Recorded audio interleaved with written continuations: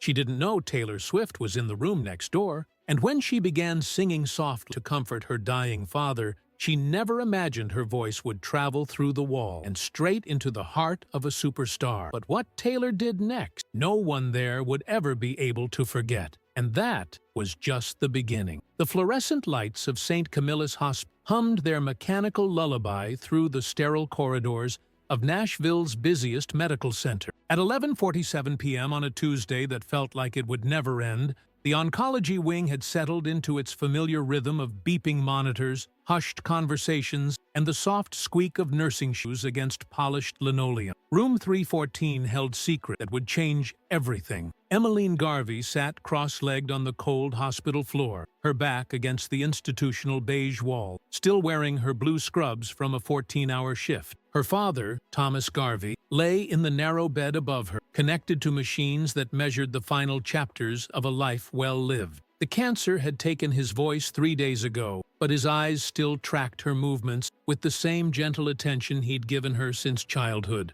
At 31, Emmeline had spent the last 8 years as a nurse in this very hospital. She'd comforted hundreds of families through their darkest hours, offering professional compassion and medical expertise. But tonight, stripped of her official role and sitting on the floor like a lost child, she was just a daughter watching her father slip away. The silence in the room felt suffocating. The machines beeped their steady rhythm, marking time in a way that felt both eternal and desperately finite. Outside the window, Nashville's skyline twinkled with the dreams of aspiring musicians who came to Music City hoping to be discovered. Inside this room, a different kind of music was needed, something that could bridge the space between goodbye and forever. Emmeline closed her eyes and did the only thing that had ever made sense. When words weren't enough, she began to sing. Her voice emerged barely above a whisper, trembling at first, then finding its strength. The song that came wasn't planned or chosen. It simply rose from the deepest part of her heart, the melody that had carried them both through the longest nights of chemotherapy and the hardest conversations about hope and letting go. "Soon you'll get better." The words floated through the small room like a prayer made audible. She sang about fighting and healing, about love that transcends physical presence, about the complicated hope that exists in impossible situations. Her father's breathing seemed to synchronize with the melody, and for a moment, the machines faded into background noise. What Emmeline didn't know was that sound travels in unexpected ways through hospital walls. What she couldn't have imagined was that in room 316, separated by only a thin partition and the accumulated grief of strangers, someone else was listening. Taylor Swift had arrived at St. Camillus 3 hours earlier, slipping through a service entrance to avoid the media attention that followed her everywhere. Her cousin Marcus, a session musician who'd played on her early album, had been admitted with complications from a routine surgery. She'd come alone, wearing a simple black hoodie and jeans, her famous curls hidden under a baseball cap.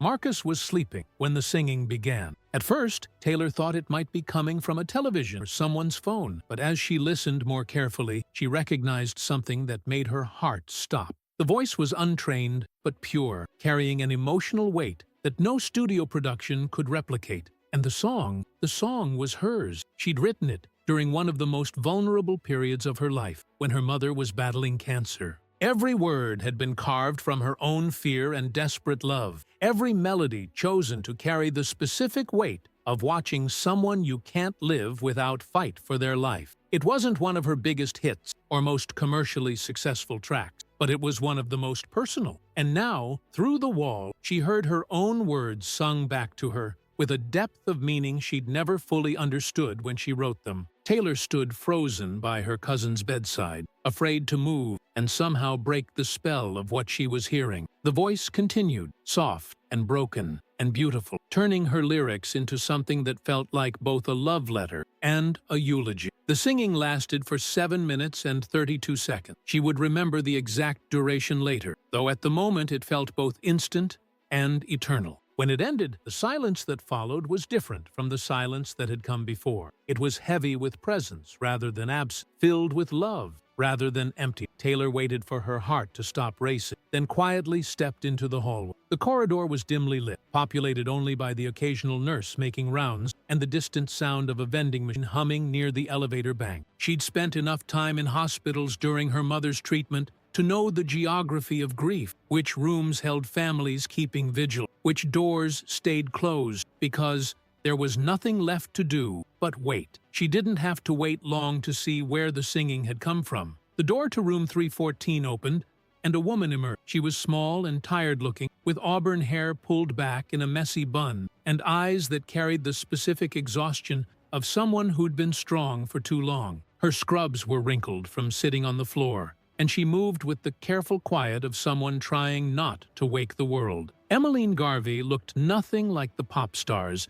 and industry professionals who usually surrounded Taylor's life. She looked real in a way that stopped Taylor's breath, real and raw and absolutely beautiful in her brokenness. Their eyes met in the hallway, and for a moment, neither woman moved. Taylor saw recognition flicker across Emmeline's face, followed immediately by the kind of exhausted confusion that comes when grief makes everything feel surreal. Emmeline saw kindness in a stranger's eyes and something else she couldn't quite identify. Understanding, maybe, or shared sorrow. "Excuse me," Taylor said softly, approaching with the careful movements of someone who understood that not every moment was appropriate for celebrity. "I couldn't help but hear. Were you singing?"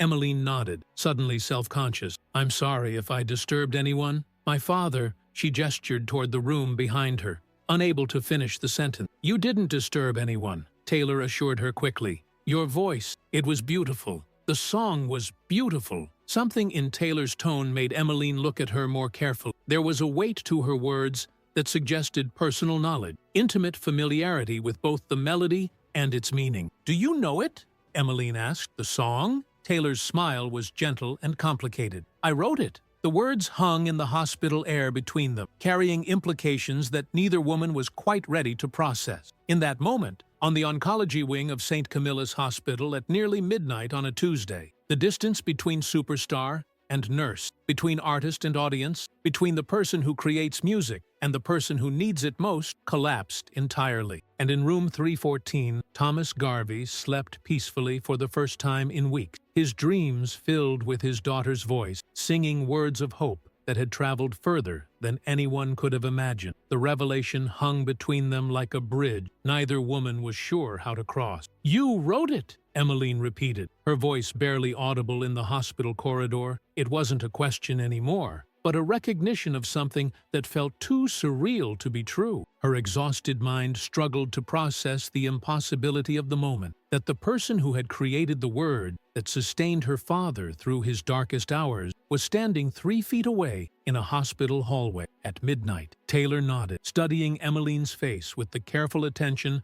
of someone who understood that this moment required delicacy. She'd experienced recognition countless times, but never like this, never in a place where her celebrity felt simultaneously irrelevant and overwhelmingly significant. "I wrote it for my mother," Taylor said quietly, "when she was going through treatment. I was trying to find words for something that felt impossible to put into words." Emmeline's eyes filled with tears she'd been holding back for hours. It's been his favorite since his diagnosis. We listen to it after every chemo session. He says it helps him remember that fighting isn't the same as giving up hope. The weight of that statement settled on Taylor's shoulder like a responsibility she'd never expected to carry. She'd written the song in her Nashville apartment 3 years ago, pouring her own fear and desperate love into melodies she hoped might help other families facing similar battle. But she'd never imagined standing face to face with someone for whom those words had become a lifeline. "How long has he been sick?" Taylor asked,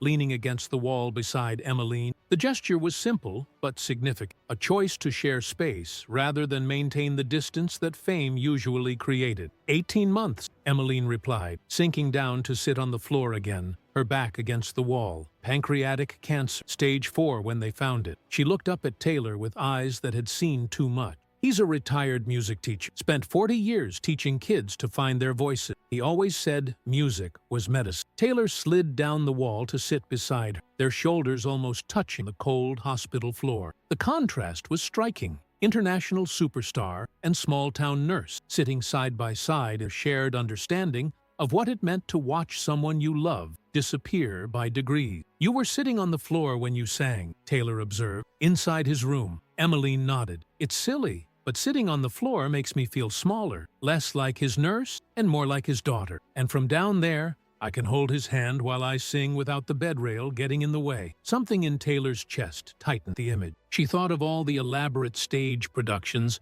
the carefully choreographed performances, the stadium crowds singing her words back to her. None of it had ever felt as pure or powerful as what she'd witnessed through the hospital wall. A daughter on a floor, singing love into the darkness. "The way you sang it," Taylor said carefully, "it was different from how I've always heard it performed.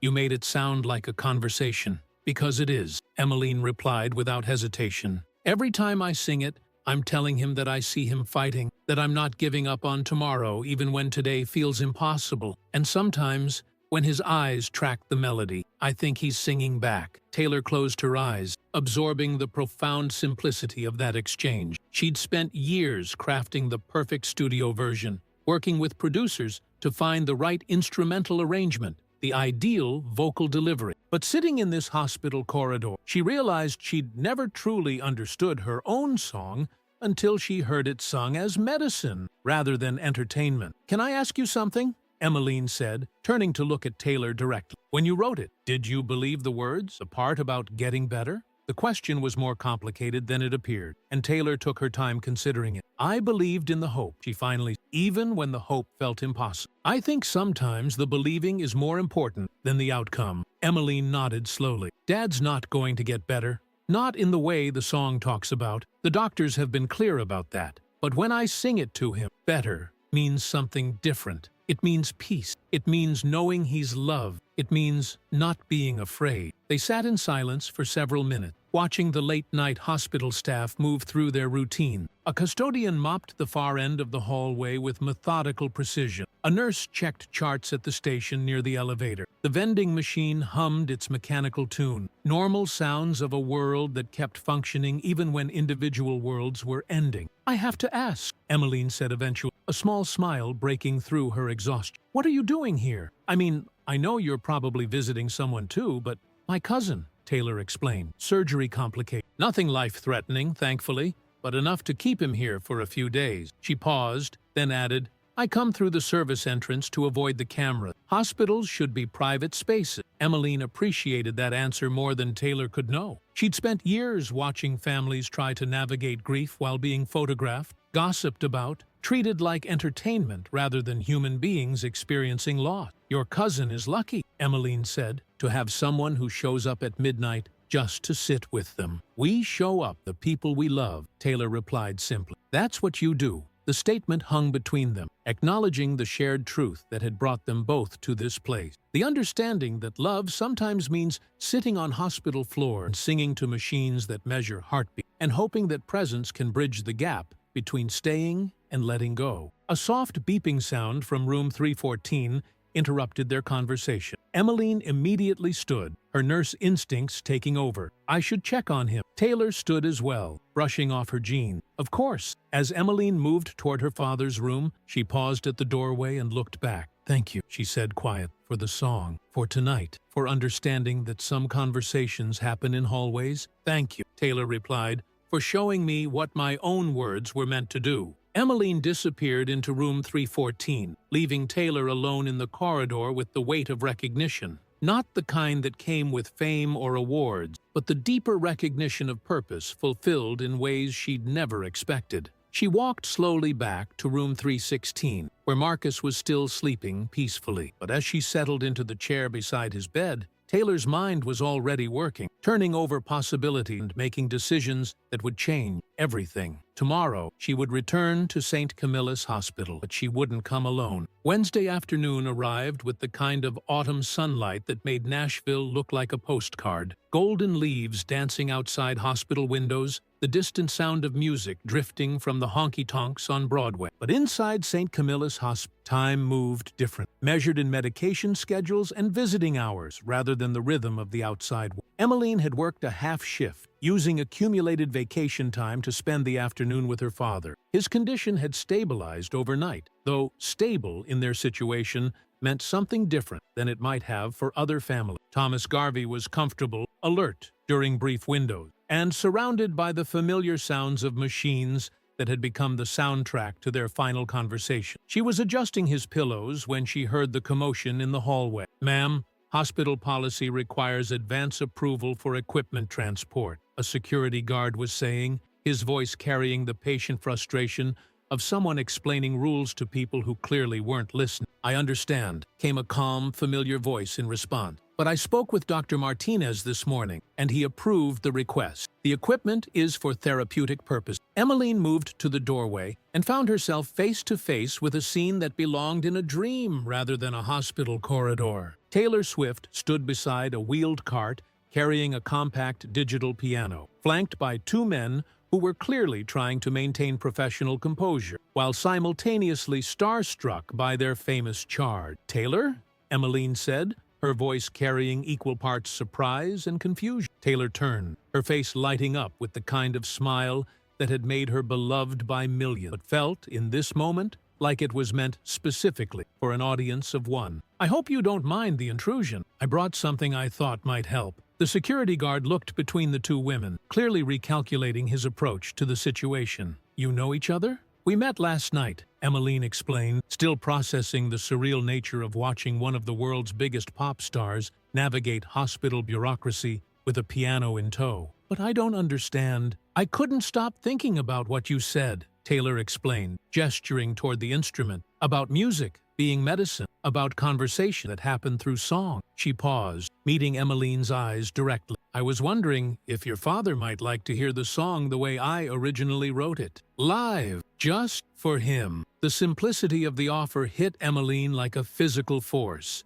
Not a concert, not a performance for cameras or crowds, but a private moment between a songwriter and someone who had found healing in her words. "He would," Emmeline started, then stopped, overwhelmed by the magnitude of what was being offered. "Are you sure? I mean, you don't have to." "I want to," Taylor said firmly, "if you think it would be meaningful for him."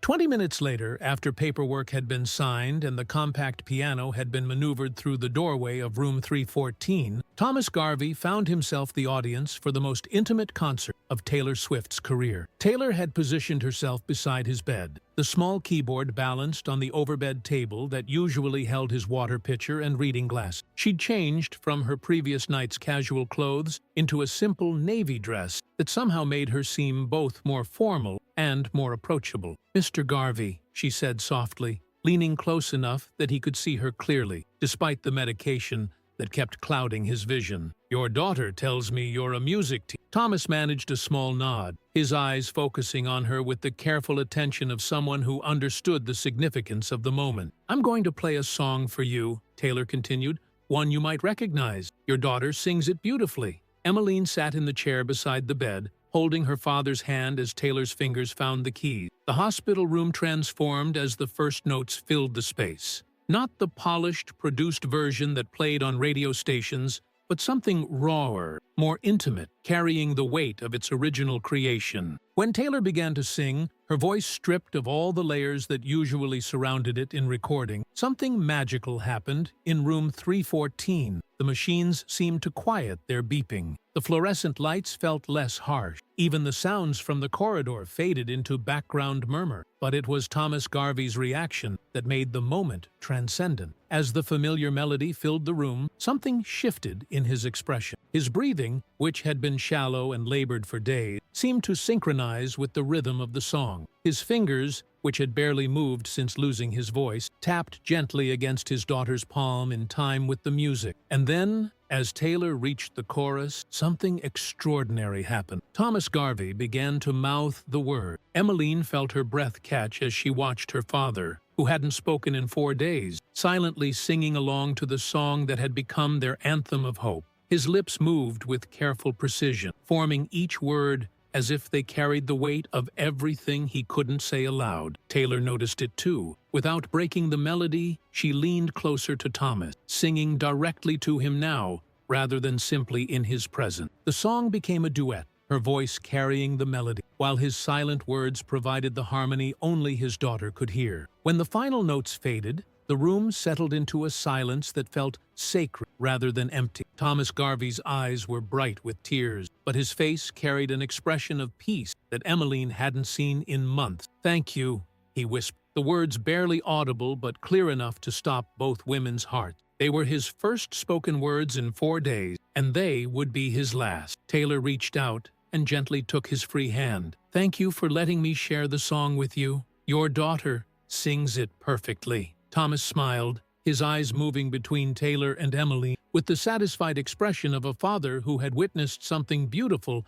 pass between two people he cared about. As the afternoon faded into evening, Taylor quietly packed up the piano, while Emmeline tended to her father's comfort. They moved around each other with the careful choreography of people who understood that some moments were too precious to disturb with unnecessary conversation. "I should go," Taylor said eventually, though she made no immediate move toward the door. "Should you?" Emmeline asked. "I mean, visiting hours don't end until 8, and he seems so peaceful." Taylor looked at Thomas, who had drifted into the kind of restful sleep that had eluded him for weeks. "If you don't mind the company, I don't mind," Emmeline said softly. "I think he likes having an audience that understands music." So Taylor Swift spent her Wednesday evening in room 314 of St. Camillus Hospital, sitting quietly beside the bed of a dying music teacher while his daughter held his hand and hummed lullabies that had carried them both through the longest nights. Outside, Nashville pulsed with its usual energy, writers crafting the next big hit,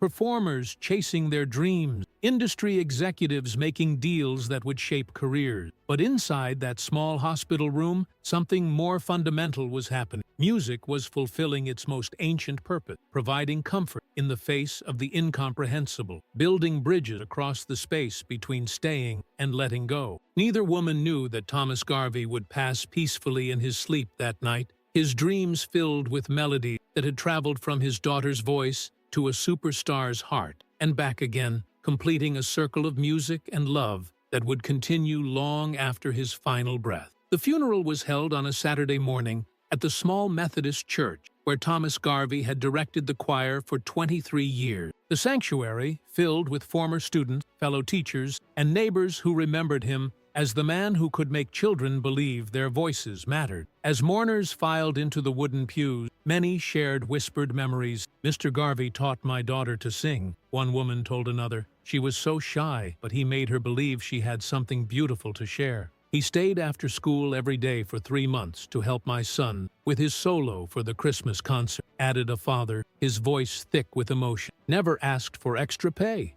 just said every child deserved to shine." Emmeline sat in the front pew, surrounded by relatives and friends who offered their condolences in the careful language people use when words feel inadequate. Her Aunt Sarah squeezed her hand gently. "Your father was so proud of your nursing work," Sarah whispered. "He used to say you got your healing touch from your mother, but your voice from him. He never heard me sing much," Emmeline replied softly. "I was always too embarrassed." "Oh, honey," Sarah smiled through her tears. "He heard you singing lullabies to your dolls when you were 5. He told me then that you had the gift." The service was simple and beautiful, filled with the kind of music Thomas would have approved of. Former choir members, now adults with families of their own, returned to sing hymns that had learned under his patient guidance. The church echoed with voices he had trained, harmonies he had taught, melodies that carried his legacy forward. Pastor Williams spoke about Thomas's dedication to his students. He believed that music was a universal language of hope, the pastor said.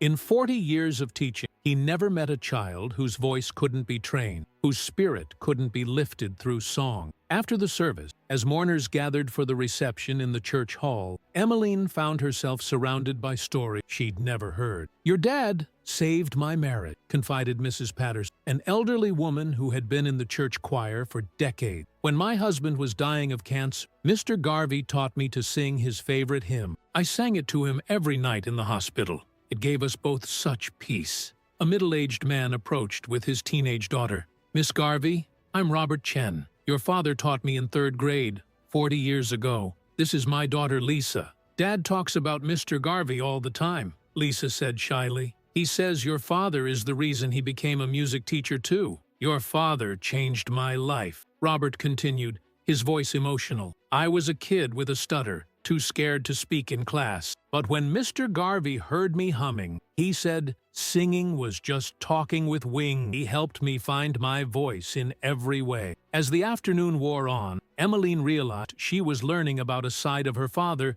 she'd never fully understood. His impact had rippled through generations, touching lives in ways she was only now beginning to comprehend. What she didn't expect was the envelope that arrived at her apartment 3 days later. The handwriting on the cream-colored envelope was unfamiliar, elegant in the way that suggested careful attention rather than practiced penmanship. Her name was written in flowing script across the front, with no return address to hint at the sender's identity. Inside, she found a letter that would change the trajectory of her life. Dear Emmeline, it began, and as she read Taylor's words about the scholarship program, tears began flowing freely. After reading the letter 3 times, Emmeline called her Aunt Sarah, needing to share the impossibility of what was being offered. A scholarship from Taylor Swift? Sarah repeated, incredulous. Honey, are you sure this isn't some kind of scam? It has Dr. Chen's contact information, Emmeline explained. I looked her up online. She's real, she's at Vanderbilt, and the program exists.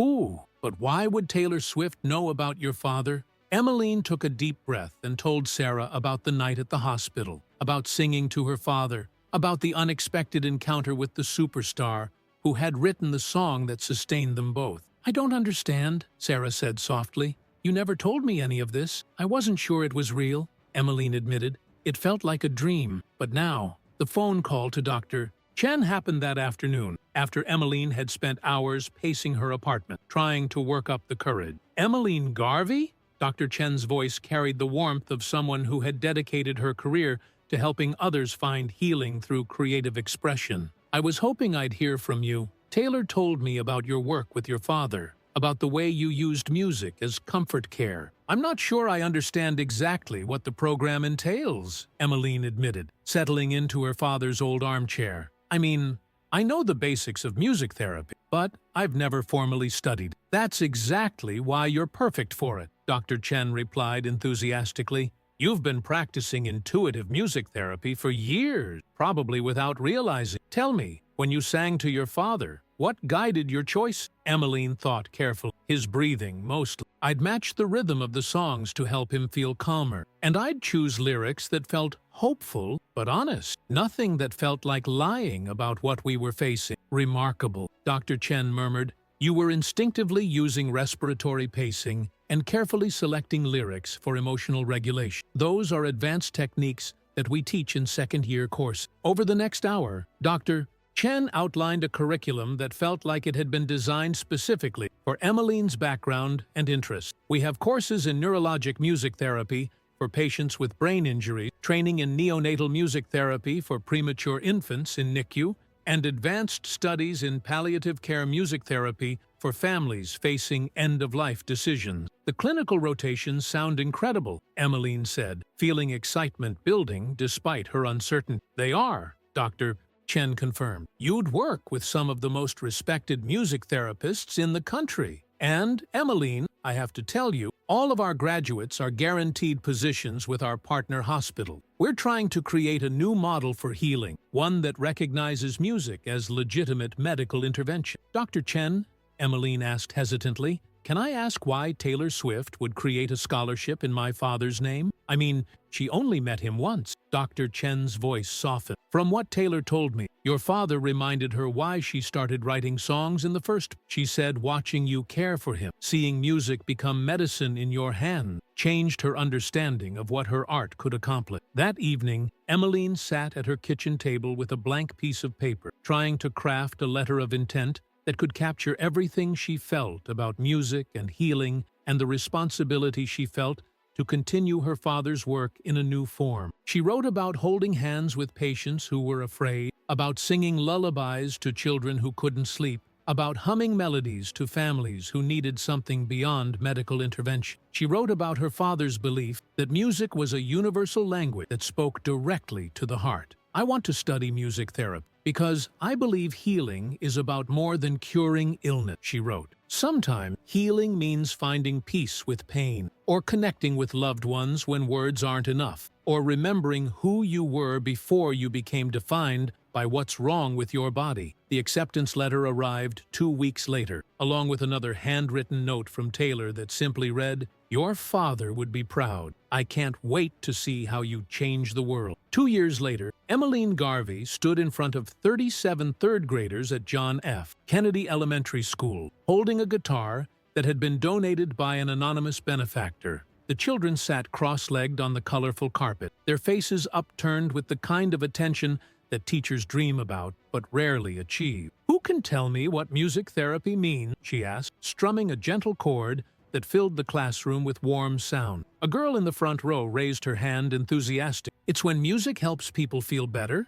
"That's exactly right, Maya," Emmeline smiled. "Music can help people feel better in lots of different ways. Sometimes it helps when we're sad, sometimes when we're scared, and sometimes when we just need to remember that we're not alone." A boy named David raised his hand tentatively. "My grandpa had to go to the hospital last month. He was really scared about his operation. Do you think music could have helped him?" Emmeline set down her guitar and moved closer to the children, creating an intimate circle. "I think music could have helped your grandpa feel less alone with his fear. You know what? I work at a hospital too, and I see people who are scared every day. When I sing with them, something magical happens. They remember, they're brave." "Really?" asked a girl named Sophia, her eyes wide. "What kind of songs do you sing at the hospital?" "All kinds," Emmeline replied, sitting cross-legged on the floor to match their level. "Sometimes lullabies for babies who can't sleep. Sometimes happy songs for kids who miss their family. And sometimes," she paused, remembering her father, "sometimes quiet songs for people who need to feel peaceful." "Could we sing a song for my grandpa next time he visits?" David asked, his voice growing excited.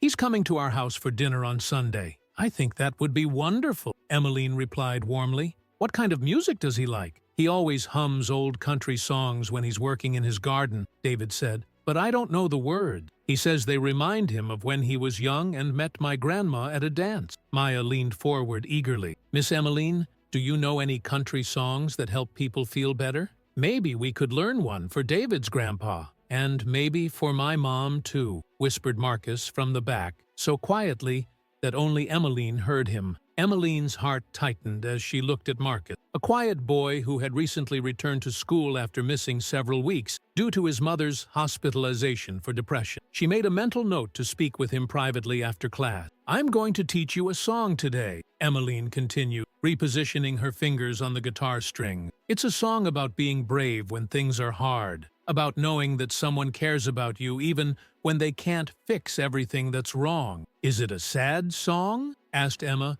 twirling a strand of hair around her finger nervous. "It has some sadness," Emmeline admitted gently, "but it's mostly about hope. You know how sometimes when you're really upset, a good cry actually makes you feel better? This song is like that. It understands sad feeling, but chooses to keep singing anyway." She began to play, her voice carrying through the classroom with the same gentle strength that had comforted her father's final. The melody was familiar, a simplified version of the song that had started everything, adapted for young voices and elementary school heart. "Miss Emmeline," Maya interrupted softly during the first verse, "your voice sounds like a hug." Emmeline's fingers paused on the strings, moved by the child's innocent observation. "That's the most beautiful compliment anyone has ever given me, Maya. Music should feel like a hug, something that wraps around you and makes you feel safe. Can you teach us to make our voices sound like hugs too?" asked Sophia. "Absolutely," Emmeline smiled. "The secret is singing from your heart, not just your voice. When you really mean the words you're singing, people can feel it." The children began to sing along on the second time through, their voices blending into something that was both innocent and profound. As they sang, Emmeline noticed tears forming in the eyes of several students. Not tears of sadness, but the kind that came from feeling understood. In the back of the classroom, Principal Janet Morrison watched with tears in her eyes. She approached quietly as the song concluded. The transformation in these children has been remarkable. Principal Morrison whispered to Emmeline, "We've had 3 different teachers report that playground conflicts have decreased since your program started. The kids are actually using music to comfort each other when someone gets hurt or upset. Music teaches empathy," Emmeline replied, carefully placing her guitar back in its case. "When you sing about someone else's feelings, you start to understand them better. These children are learning emotional vocabulary they'll use for the rest of their lives." As the children filed out for recess, still humming the melody, many stopped to hug Emmeline goodbye, something that never happened with regular classroom visitors. "Miss Emmeline?" Marcus lingered by the doorway as his classmates headed outside. "What's up, buddy?" she asked, kneeling to his eye level. "That song you taught us," he said, shuffling his feet nervously. Could I teach it to my mom? She's been really sad since she came home from the hospital, and maybe music would help her feel better too." Emmeline's heart clenched. "I think that's a beautiful idea, Marcus. Music is meant to be shared, especially with people we love. Do you think it really works?" Marcus asked, his voice barely above a whisper. "The music helping people feel better? Because my mom cries a lot, and I don't know how to help her." Emmeline sat down on the classroom floor, patting the spot beside her. Marcus joined her, and she spoke with the gentle honesty she'd learned from years of talking to worried families. "I know it works," she said softly, "because it worked for me when my dad was sick, and it works for lots of people I take care of at the hospital. Sometimes feeling better doesn't mean being happy right away. Sometimes it just means feeling less alone, the scary feeling." "Was your dad really sick?" Marcus asked, his young face serious. "He was," Emmeline nodded, "and I used to sing to him in the hospital, just like you want to sing to your mom. It didn't make him not sick anymore, but it made him smile. It made both of us feel connected, even when things were really hard." Marcus was quiet for a moment, processing this information. "Do you miss him?" "Every day," Emmeline admitted. "But you know what? Every time I teach this song to kids like you, I feel like he's still helping people, just in a different way." She reached into her bag and pulled out a small card with the song's lyrics printed in simple, clear text. "Give this to your mom, and tell her that a music therapist thinks she has a son who really understands how healing works." "What if I forget the tune?" Marcus worried. Emmeline smiled and pulled out her phone. "How about I record it for you? That way you can practice together." After recording a simple version of the melody for Marcus, Emmeline drove to Monroe Carell Jr. Children's Hospital for her afternoon shift. Her phone buzzed with a text message as she pulled into the parking lot. "Saw the news story about your school program. Dad would be so proud. You're changing the world one voice at a time. T." That evening, Emmeline stood on the stage of the Grand Ole Opry, invited to speak about music therapy